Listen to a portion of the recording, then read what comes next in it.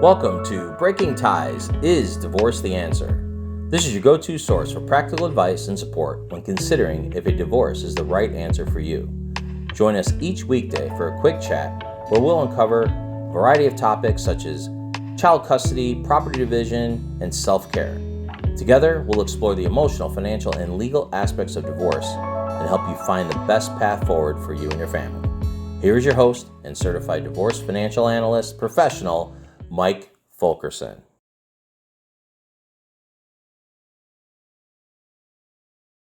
Hello and welcome back to another episode of Breaking Ties, Is Divorce the Answer? I'm your host, Mike Fulkerson, financial advisor and certified divorce financial analyst professional. And today we're discussing a pretty critical member of your potential divorce team, and that's going to be the accountant. Now, divorce often involves complex financial matters, as we all know, making the role of an accountant surprisingly significant. Let's explore when and why adding an accountant to your team might be beneficial to you. Now, we're going to really start here at the beginning with just kind of looking at the role of an accountant in divorce. And some accountants will specialize in divorce and others do not. So it kind of depends on their experience. There are also what's called forensic accountants, and they can also offer another level of expertise inside of your divorce proceedings. Now, areas accountants can help with is things like valuing assets, assessing the value of your marital estate, or, including complex assets like businesses, investments, and real estate. Looking for hidden assets. If you suspect your spouse might be hiding income or assets, a forensic accountant can help uncover them through meticulous financial analysis. And then we got calculating support obligations. They can assist in calculating some child support numbers and spousal maintenance numbers based on, accurate financial information that you provide. And then probably the one that everyone's familiar with is really a lot of the tax implications. And that is, they can really advise you on potential tax consequences of different property division options inside of, say, your settlement agreement. And then lastly is like preparing financial disclosures. So they can help you gather and organize financial documents required for the court and just give you some assistance with putting those pieces together. When do we want to consider bringing an accountant onto the team? So it's not necessary in every case, but they can be helpful in certain situations. So let's look at a few of these. First, high net worth divorces. When significant assets and complex financial structures are involved, an accountant might be good.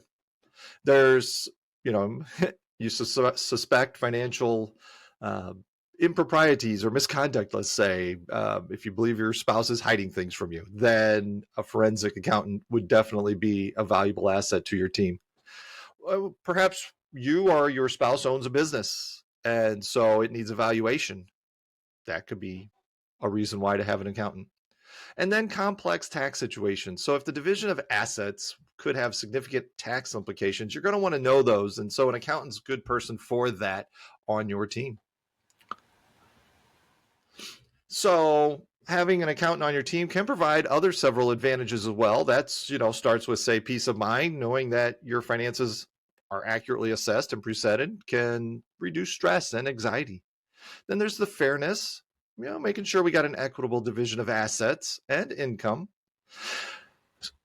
Strong legal cases if you had to go to court. I mean, their findings can be used as evidence in court to support any claims that you have. And then tax optimization. So there, depending on how settlement agreements take place, they will help you with your tax liabilities and making sure you avoid any pitfalls. So ultimately, really, the decision to involve an accountant should be made in consultation with also your divorce attorney. They're able to assess the specific situation and advise you on whether or not an accountant would be beneficial to the team themselves, because really in the end, there's also no reason to spend extra money if it's not necessary. So while not always essential, an accountant can be a valuable asset to your divorce team, especially in complex situations. I want to thank you for joining us on this episode of Breaking Ties, Is Divorce the Answer? Should you have any questions on today's topic or other topics, just let me know. My contact information is in the description. Divorce is not the end of your story. It is the start of your next great chapter. Take care.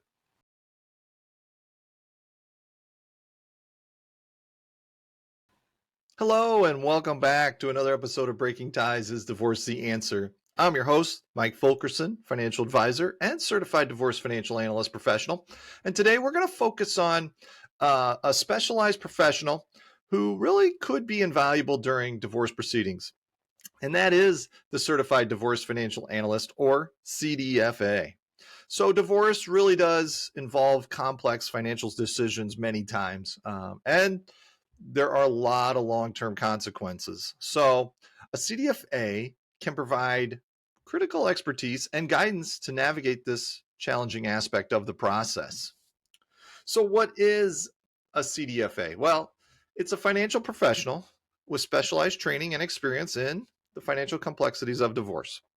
So they work with individuals and their legal teams really to analyze the financial situation, evaluate potential settlements, and develop strategies for financial security post-divorce. And they can bring a number of benefits, but they are not essential in every case. So when we look at where they can be beneficial, we're looking at situations with high net worth divorces. There could be, when you got significant assets and complex financial structures involved, you can definitely use, someone like this on your divorce team. There's also the division of business or retirement accounts. So understanding long-term implications of dividing these assets is extremely important. Spousal maintenance, child support calculations. CDFAs can analyze income and expenses to determine a fair and sustainable support amounts. And then you got tax implications of the divorce settlement. I mean, a CDFA is there to help minimize potential tax liabilities arising from asset division. Now, a CDFA can really offer a range of valuable services. And so let's go through this list right here of 4 things that really pop to mind. And first one is really straight up financial analysis. They're going to gather and analyze financial information, income, assets, debts, tax implications, the whole 9 yards. And because when it comes to divorce, as we know, there's a lot of finances involved. And then as we're getting ready to finish the divorce process, we got the settlement agreement. And so settlement evaluation, and this is where the CDFA will assess financial impact of different options available to you and help you understand the long-term consequences of each to see which one is in your best interest. There's also assistance with, say, budgeting and cash flow analysis.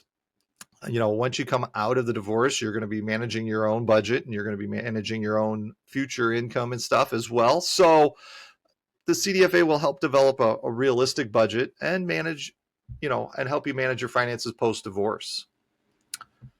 And then they can also be an expert witness test, in some cases. So they can provide testimony in court regarding financial aspects of the divorce if your case goes that far. Most of the time cases don't get that far, but when they do, it's nice to have someone on your team that can actually be an expert witness. So how do you find a CDFA? So you can get a referral.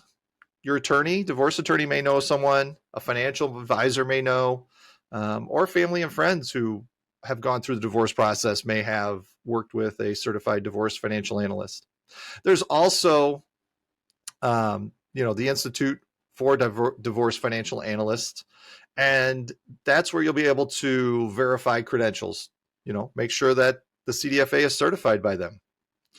And you're going to want to then schedule a consultation. So you get a chance to discuss your specific needs and concerns to determine if the CDFA is a right, basically fit for you, because you might not like their personality. It's one of those things where their style may not match your style. So you definitely want to have a conversation and make sure that they're a good fit.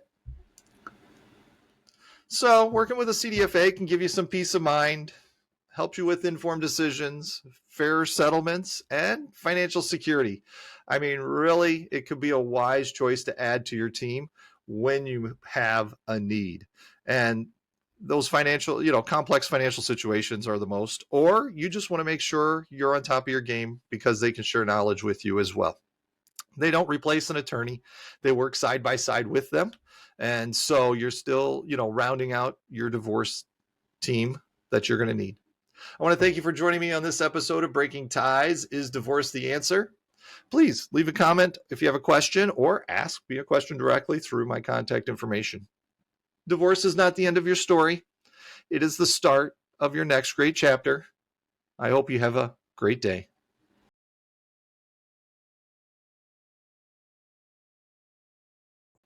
Hello, and welcome back to Breaking Ties. Is Divorce the Answer? I'm your host, Mike Fulkerson, financial advisor and certified divorce financial analyst professional. Today, we're going to tackle a pretty critical aspect of divorce involving children, and that's child custody agreements.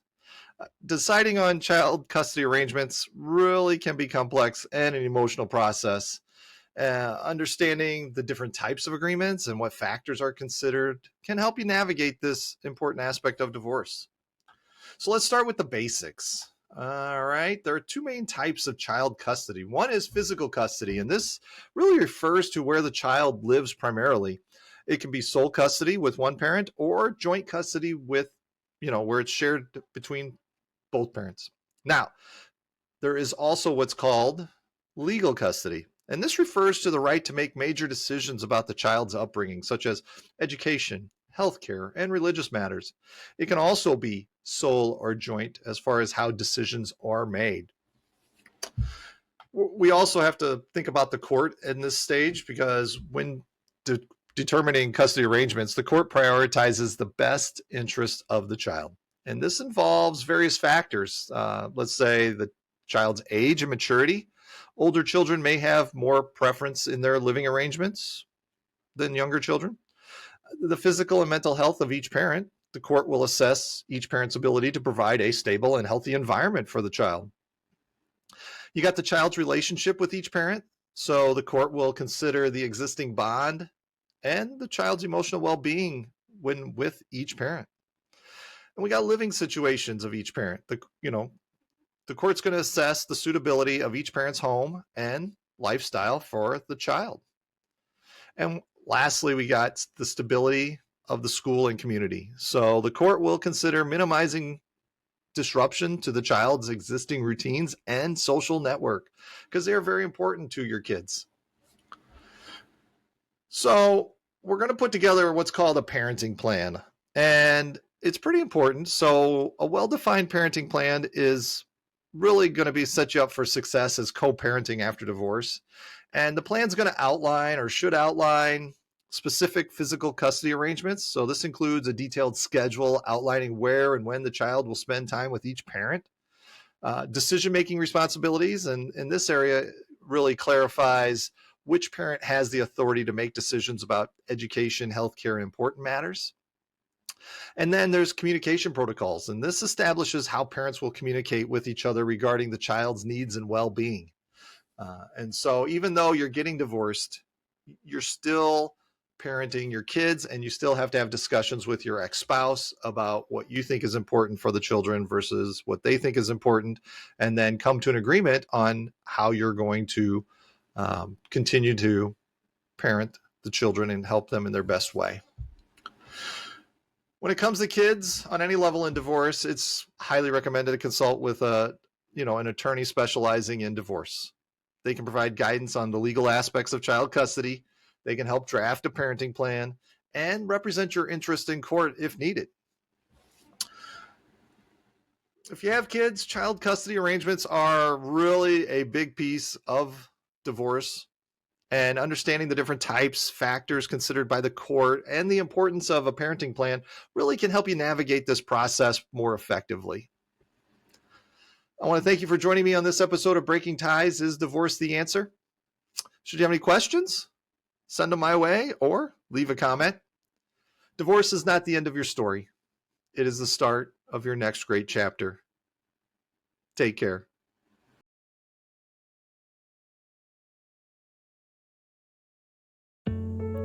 Welcome to Breaking Ties. Is Divorce the Answer? This is your go-to source for practical advice and support when considering if a divorce is the right answer for you. Join us each weekday for a quick chat where we'll uncover a variety of topics such as child custody, property division, and self-care. Together, we'll explore the emotional, financial, and legal aspects of divorce and help you find the best path forward for you and your family. Here is your host and Certified Divorce Financial Analyst professional, Mike Fulkerson. Hello, and welcome back to another episode of Breaking Ties Is Divorce the Answer? I'm your host, Mike Fulkerson, financial advisor and certified divorce financial analyst professional. Today, we're going to look into a pretty important aspect of navigating the complexities of divorce, and that is self-care.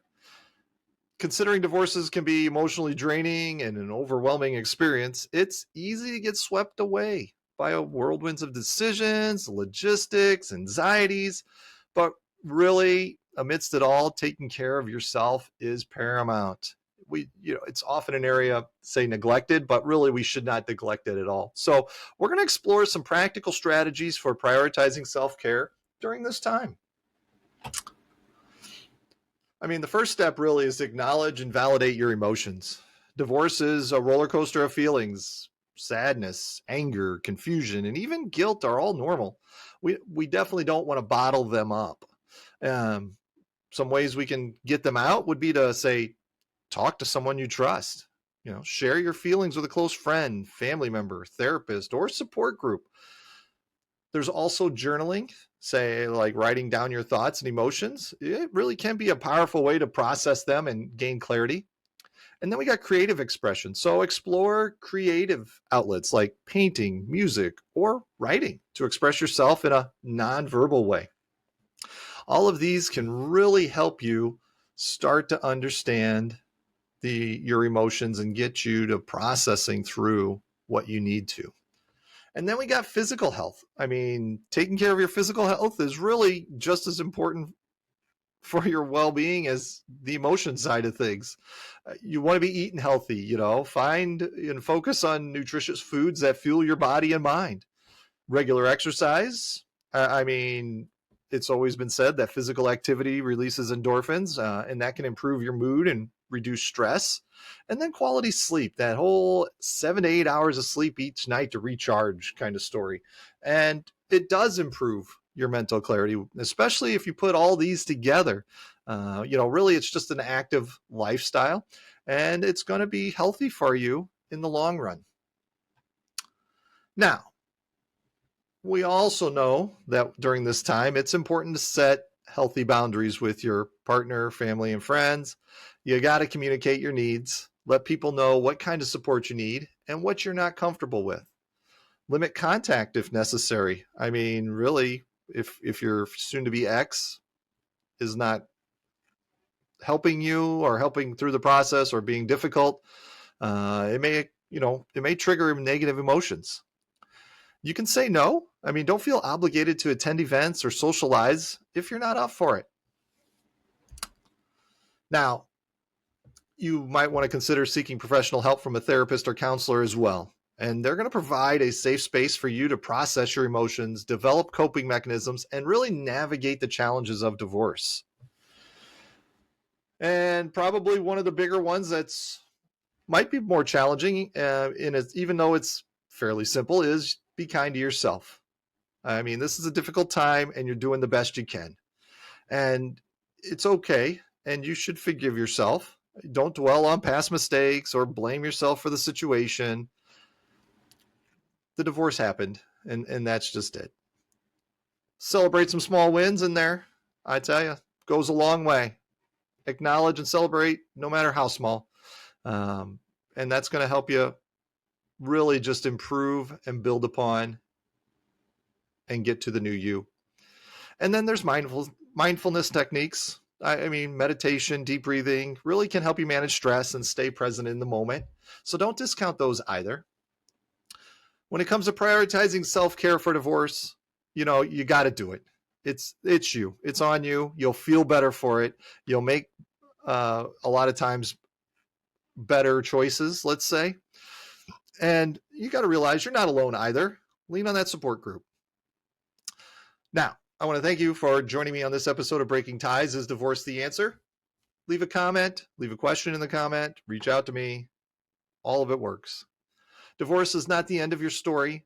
It is the start of your next great chapter. Have a great day.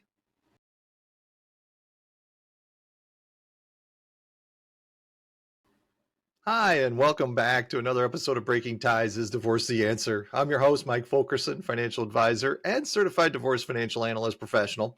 And today we're going to dive into a pretty important financial aspect of divorce, and that's spousal maintenance. I mean, it's also known as alimony or spousal support. And it really can be a complex and sensitive topic, but understanding its purpose and how it's determined can be helpful when navigating the divorce process. Now, what is spousal maintenance? It's pretty simple. It's court ordered financial payment made by one spouse to the other spouse after divorce. It's designed to provide financial support to the spouse who may be at a disadvantage due to the marriage. And it's not automatic in every divorce. The court really does consider various factors before awarding it, and those are going to include things like the length of the marriage. I mean, longer you've been married, is likely to increase how much spousal maintenance you get and for how long. You got to look at the income and earning potential of each spouse. I mean, if there's disparity, the spouse with the lower earning potential may be eligible for support. The standard of living during the marriage itself. I mean, the court aims to maintain similar standard of living for the receiving spouse after the divorce. Childcare responsibilities. I mean, here we go. If one spouse stayed home to raise the kids, they may need support to re-enter the workforce. And then health and age. Physical and mental health of each spouse can be considered as well. Where does this calculation come from? The amount really and the duration of spousal maintenance are determined on a case-by-case basis. While specific formulas may vary by state, there are some general factors that are considered amongst many of the states. First is just a needs basis of the receiving spouse. This includes basic living expenses, healthcare costs, and potential education or training needs. You got the paying spouse's income. The court considers the financial ability of the paying spouse to make regular payments. And then you got division of marital assets. The distribution of assets during the divorce settlement can influence the need for spousal maintenance. And we're going to have that's the calculation portion. I mean, we got other considerations that have to take place. I mean, spousal maintenance is really not guaranteed. Even if one spouse requests it, the court may not award it based on certain circumstances. The duration of payments can vary. It could be temporary to help the receiving spouse become financially independent, or it could be a long-term situation depending on the circumstances. And you got to remember also that spousal maintenance can be modified. If financial circumstances of either spouse change significantly, the amount or duration of payments can be adjusted.